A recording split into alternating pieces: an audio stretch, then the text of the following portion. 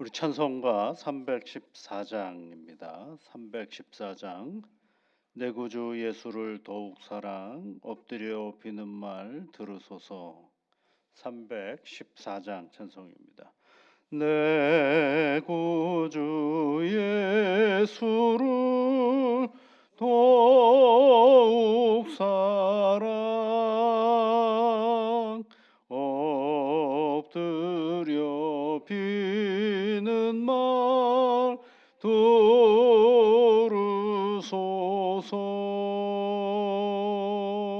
내 진정선이 내 구주 예수를 더욱 사랑 더욱 사랑 이전에 세상 나 기뻤어도 지금 내 기쁨은 오직 예수. 다만 내 비는 말 내 구주 예수를 더욱 사랑 더욱 사랑 이 세상 떠날 때 찬양하고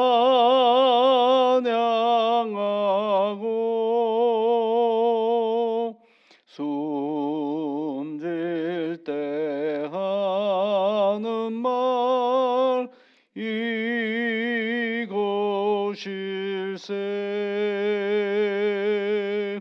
다만 내 비는 말 내 구주 예수를 더욱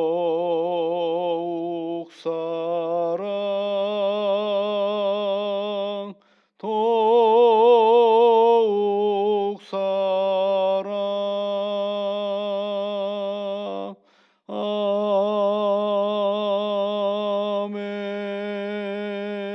아멘. 참 좋으신 하나님 아버지, 우리에게 좋은 날을 주셔서 이런 아침에 하나님 앞에 기도하게 하시니 감사를 드립니다. 주님을 사랑하며 기도하는 주의 자녀들이 오니 오늘도 그 간구에 귀를 기울여 주시고 하늘의 은혜와 복으로 함께하여 주시옵소서. 아버지 하나님, 세상에는 어느덧 예쁘고 고운 꽃들이 피어나는 봄날을 저희들에게 주셨습니다. 성령 하나님, 이런 봄을 우리가 다시 한번 기쁨으로 맞이하며 하나님의 창조의 은혜를 생각하고 감사하는 매일매일이 되어줄 수 있도록 성령 하나님 도와주시옵소서. 존귀하신 아버지 하나님, 이른 아침에 하나님 앞에 간구하옵는 것은 우리의 육신을 위하여 기도합니다. 내게 맡겨주신 이 육신을 건사하며 살아가는 일에 게으르지 않게 하시고 성실히 내 몸을 잘 감당하며 나아갈 수 있도록 지혜와 능력으로 함께하여 주시옵소서. 바라옵기는 과도한 세상의 욕망과 더러운 생각으로 내 몸을 추하게 만드는 일이 없게 하여 주시고 하나님이 늘 말씀 가운데 해주시는 지혜와 분별의 은혜와 절제의 은혜를 통하여 내 몸을 잘 건사하며 나아가는 지혜와 능력을 저희들에게 허락하여 주시옵소서. 존귀하신 아버지 하나님, 우리의 이 겉사람은 날로 약해져 가지만 하나님과 동행하며 살아가는 우리의 속사람은, 영의 사람들은 하나님 안에 늘 가까이 더 강건하게 이 땅의 삶을 살아가는 우리 모두가 되어줄 수 있도록 은총을 내려 주시옵소서. 약한 가운데 찾아오시는 하나님의 강함을 맛보는 우리의 인생살이가 되어줄 수 있도록 은총을 내려주시사 부르시는 그날까지 한 걸음 한 걸음 이 믿음의 길을 걸어가는 일에 두려워하지 아니하도록 주의 성령께서 언제나 함께하여 주옵소서. 예수님 이름으로 기도하옵나이다. 아멘. 하나님의 말씀은 마태복음 22장 23절부터 33절까지 말씀입니다. 우리 한번 같이 읽겠습니다. 부활에 없다 하는 사두개인들이 그날 예수께 와서 물어 이르시되 선생님이여 모세가 일렀으되 사람이 만일 자식이 없이 죽으면 그 동생이 그 아내에게 장가들어 형을 위하여 상속자를 세울지니라 하였나이다. 우리 중에 칠형제가 있었는데 마지가 장가들었다가 죽어 상속자가 없으므로 그 아내를 그 동생에게 물려주고 둘째와 셋째로 일곱째까지 그렇게 하다가 최후에 그 여자도 죽었나이다. 그런즉 그들이 다 그를 취하였으니 부활 때에 일곱 중에 누구의 아내가 되리이까? 예수께서 대답하여 이르시되 너희가 성경도 하나님의 능력도 알지 못하는 고로 오해하였도다. 부활 때에는 장가도 아니가고 시집도 아니가고 하늘에 있는 천사들과 같으니라. 죽은 자의 부활을 논할진대 하나님이 너희에게 말씀하신 바 나는 아브라함의 하나님이요 이삭의 하나님이요 야곱의 하나님이로라 하신 것을 읽어보지 못하였느냐. 하나님은 죽은 자의 하나님이 아니요 살아있는 자의 하나님이시니라 하시니 무리가 듣고 그의 가르침에 놀라더라. 아멘. 이번에는 이제 사두개인이라는 사람들이 예수님에게 와서 질문을 했습니다. 그러니까 이 유대인 하면 모두가 다 똑같은 입장은 아니고요. 유대인 하면 몇 가지 분류를 해볼 수가 있습니다. 첫 번째는 바리새인이라고 되어 있어요. 유대인 중에서 바리새파 사람들이 있습니다. 이 사람들은 어떤 사람들이냐면 하나님의 말씀을 연구하고 그 말씀대로 살아보려고 애를 쓰는 그런 경건파라고 할 수가 있겠죠. 그다음에 두 번째 사람들은 어떤 사람들이냐면 에세네파라는 사람들이 있습니다. 에세네파 사람들은 이제 소위 말하면 세상을 등진 사람들입니다. 세상 하나님을 믿는데 세상에 사는 것 이런 것들을 살다가 보면 우리가 죄를 더 많이 지을 수 있으니까 세상과는 구별되어 살아야 된다라는 생각을 가지고 토굴에 가서 살면서 가장 기초적인 생각만 생활의 수준만 가지고 살아가는 사람들이죠. 그래서 이 사람들이 늘 하나님의 말씀을 필사하고 그 말씀대로 살아보려고 애를 쓰는 그런 사람들이고 또 어떤 사람들이 있어요. 이제 사두개파 사람들이 있죠. 사두개파 사람들은 다른 말로 말하면 모세 오경만 하나님의 말씀이라고 믿었던 유대인들의 한 분파입니다. 그러면서 굉장히 현실주의자들입니다. 이 사람들은. 그래서 자신들의 이득이 되는 것만 소중하게 여기는 거죠. 그래서 누구랑 가장 친했느냐면 로마의 지배자들하고 굉장히 친했던 사람들이 바로 이 사람들이고 그러다 보니까 이 사람들 파에서 가장 많이 나온 사람들이 직책이 뭐냐면 제사장, 대제사장 이런 것들을 가장 많이 했고 대제사장, 제사장 이런 사람들을 비판하는 역할을 많이 했던 사람들이 바리새파 사람들이고 또 그 바리새파 사람들과 사두개인들의 그 맨날 싸우는 걸 보고 징그럽다라고 생각하고 그들과 거리를 두었던 사람들이 이제 에세네파 사람들이었습니다. 그 다음에 이제 또 어떤 부류의 사람들이 있냐면 유대인들 중에 이제 열심당원들이 있었어요. 열심당원들은 일종의 정치 집단들이에요.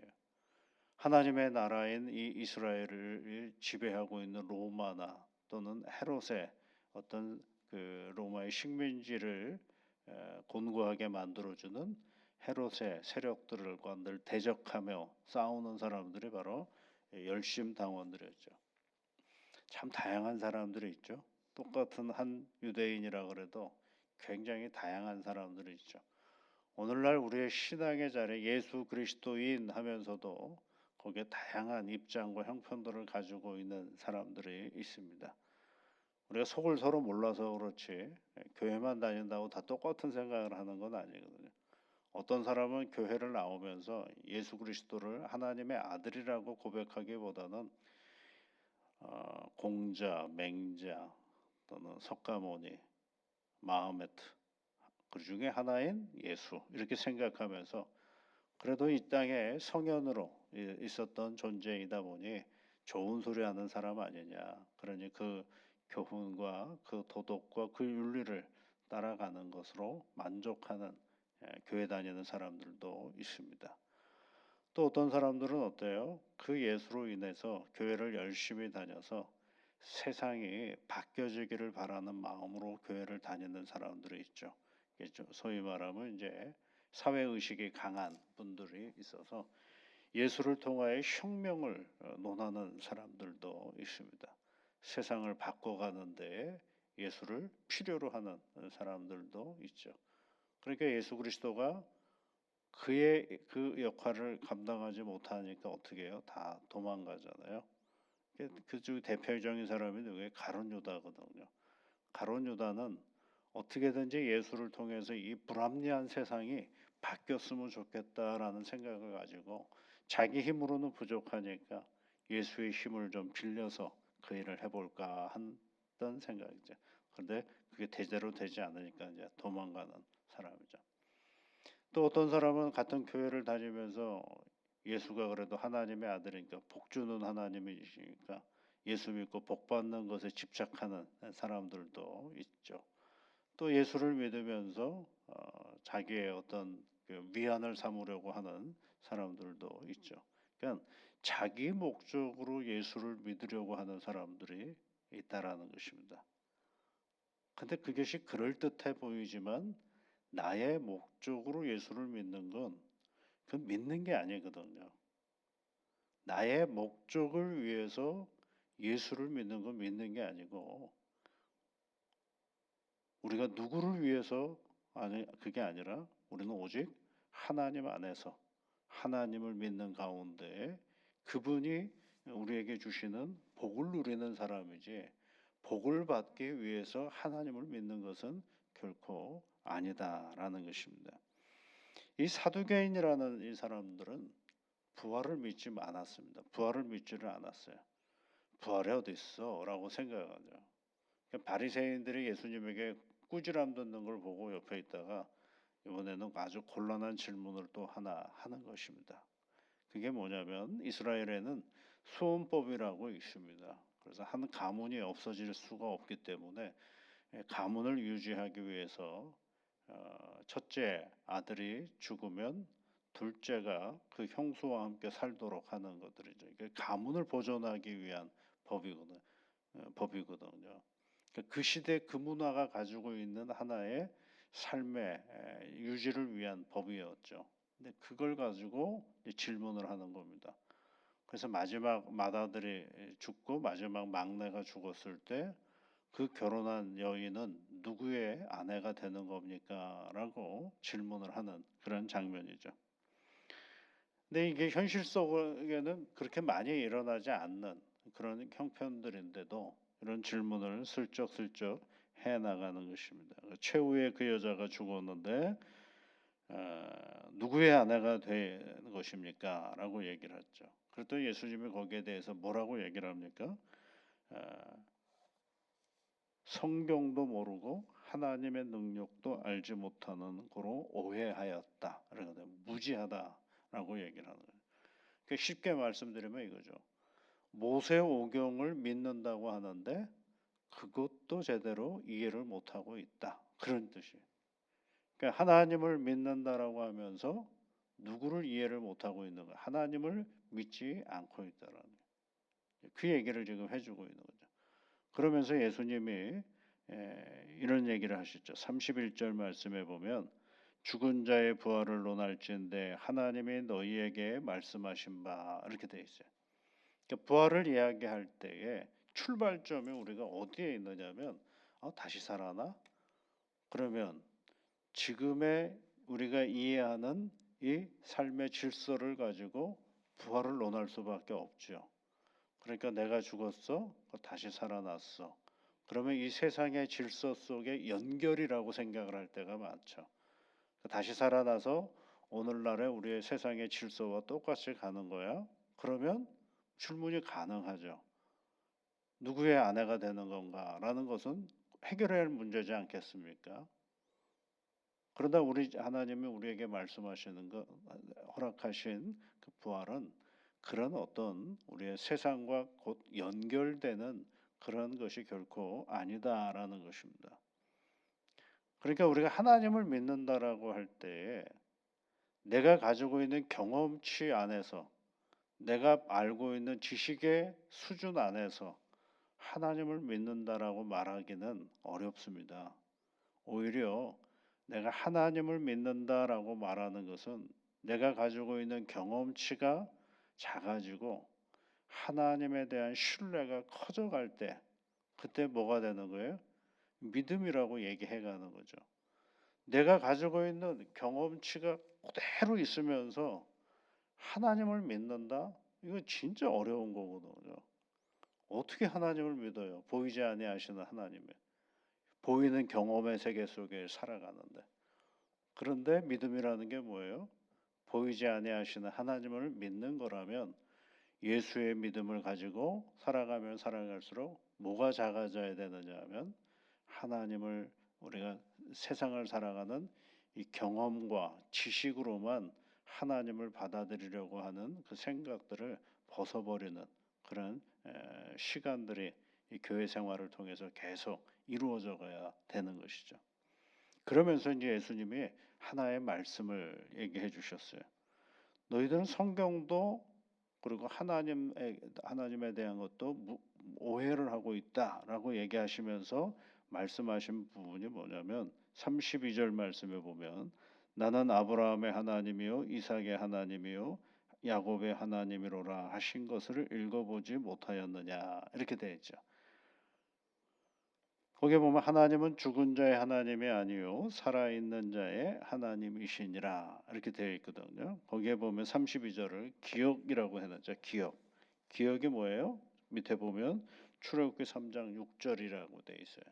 이게 이제 호렙산에서 모세가 그 하나님을 만나러 나가는 그런 장면에서 하나님이 모세에게 해주셨던 말씀이 뭐냐면 나는 아브라함의 하나님이요 이렇게 얘기하시는 그 장면이 있어요. 그런데 여러분 모세한테 아브라함은 어떤 사람이에요? 과거의 사람 아니겠어요? 오래전 사람 아니겠어요? 모세에게 이삭은 어떤 사람이에요? 아주 오래전 사람이죠.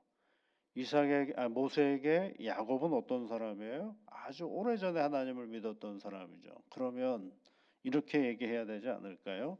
나는 아브라함의 하나님이었고 이삭의 하나님이었고 야곱의 하나님이었다. 이렇게 얘기를 해야 되는데 히브리어의 의미로는 현재형으로 되어 있어요.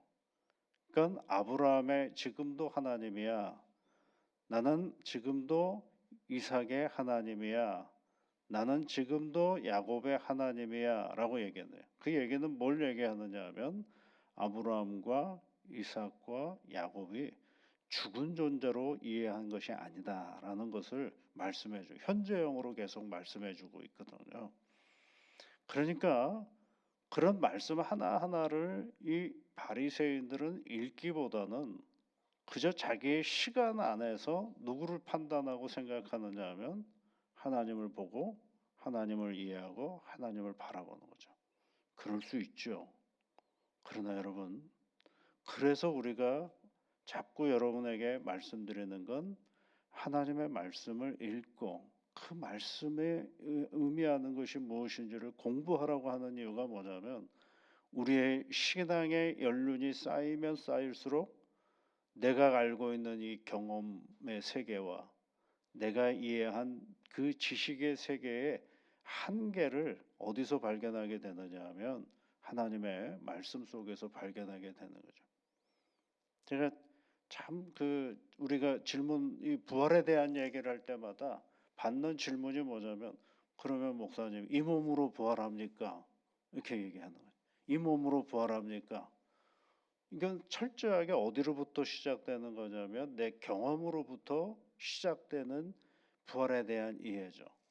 그런데 예수님이 뭐라고 말씀하셨어요? 우리가 부활할 때 자기의 영광의 형체로 신령한 몸으로 부활한다라고 되어 있어요. 그러면 이제 또 질문해요. 신령한 몸이 뭡니까? 그러죠. 그걸 제가 어떻게 알아요? 신령한 몸이 뭔지를. 그러나 제가 아는 건 뭐예요? 이 성경은 하나님이 나에게 주신 말씀이요. 하나님은 어떤 분이에요? 이 세상을 창조하시고 역사를 지배하시고 이끄시는 하나님이고, 나를 지으신 하나님이 나보다 더 크신 분인데 내가 그분을 어떻게 다 알아요? 그러나 제가 아는 건 뭐예요? 그분이 내게 말씀해 주신 그 말씀이 나에게 그렇게 이야기를 하고 나는 그 말씀을 믿기 때문에 그것을 따라가는 것이죠. 신령한 몸은 뭡니까? 저는 몰라요. 우리는 몰라요. 그런데 여러분, 모르기 때문에 하나님이 틀린 건가요? 하나님은 나보다 더 잘 아시는 분인데 우리가 다 알고 세상을 사는 것은 결코 아니지 않습니까? 꼭 이 부분만에 관한 꼭 내가 다 알아야 돼요. 다른 건 다 모르면서도 아무렇지도 않게 살아가면서 꼭 이 부분만, 신령한 몸은 무엇입니까? 부활은 어떻게 되는 것입니까? 이 부분만 꼭 알기를 원해요. 그걸 다 알려주셨거든요. 근데도 내 경험치하고는 다른 것들이다 보니 뭐 하는 거예요? 못 믿는 거죠. 안 믿는 거죠. 그러면 믿으려면 어떻게 해야 될까요? 내 경험과 내 지식보다 하나님은 더 크신 분이다라는 온전한 고백이 있어야만이 뭐가 가능한 거예요? 뭐든지 가능하게 하시는 하나님의 어떤 분인지를 우리가 고백할 때만이 부활을 이해하게 되고 알아가는 거죠. 그러니까 글로 된 어떤 하나의 틀 속에 우리가 갇혀버리면 안 되거든요. 그러니까 여러분, 나는 아브라함의 하나님이요 이삭의 하나님이요 야곱의 하나님이로라 하신 것을 읽어보지 못하였느냐.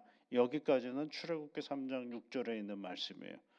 그리고 나서 하나님은 죽은 자의 하나님이 아니요 살아있는 자의 하나님이시니라 라고 말씀하시는 건 그 말씀을 가지고 사두개인들에게 주시는 주님의 말씀이죠. 죽은 자의 하나님이 아니시요 살아있는 자의 하나님이시냐. 그러면 여러분, 이 이야기를 들은 사람들은 뭐라고 얘기를 하냐면 무리가 듣고 그 가르침에 놀라더라 그랬어요. 싸워야 되지 않을까요?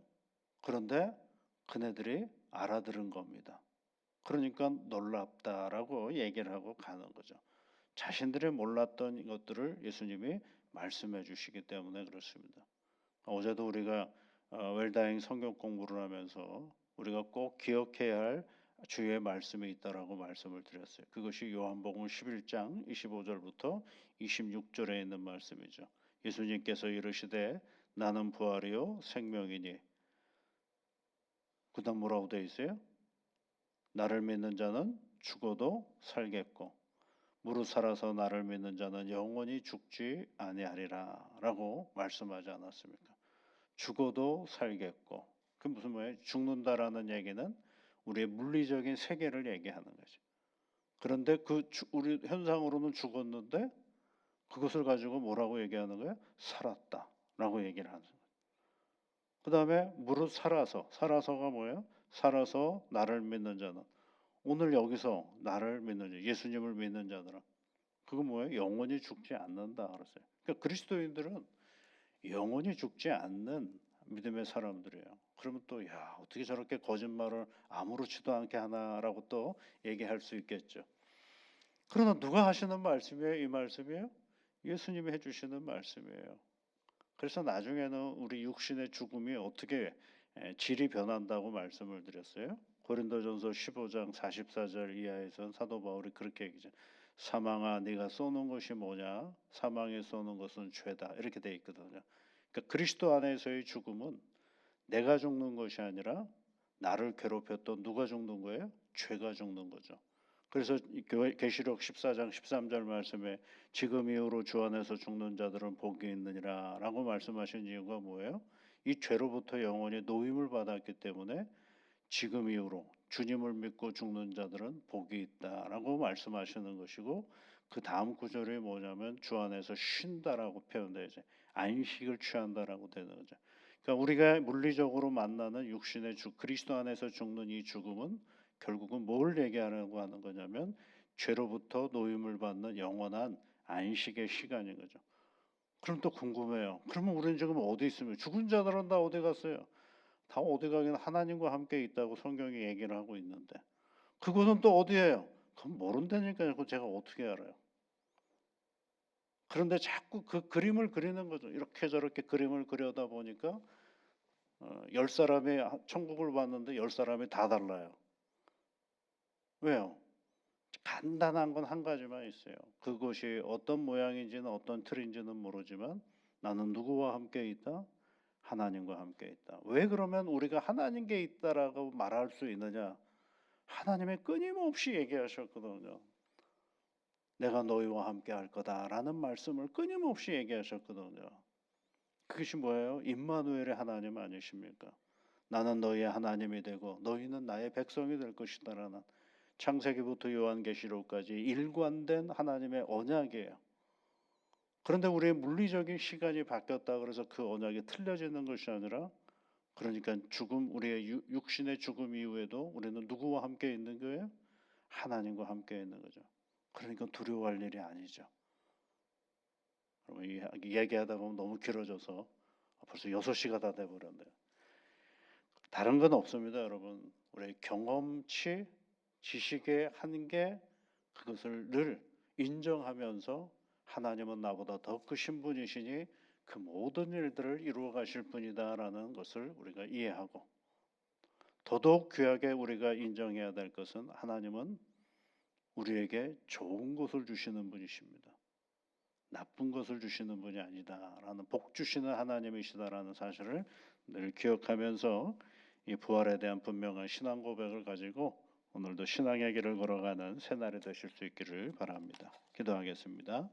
하늘에 계신 우리 아버지, 아버지의 이름을 거룩하게 하시며 아버지의 나라가 오게 하시며 아버지의 뜻이 하늘에서와 같이 땅에서도 이루어지게 하소서. 오늘 우리에게 일용할 양식을 주시고 우리가 우리에게 잘못한 사람을 용서하여 준 것 같이 우리 죄를 용서하여 주시고 우리를 시험에 빠지지 않게 하시고 악에서 구하소서. 나라와 권능과 영광이 영원히 아버지의 것입니다. 아멘.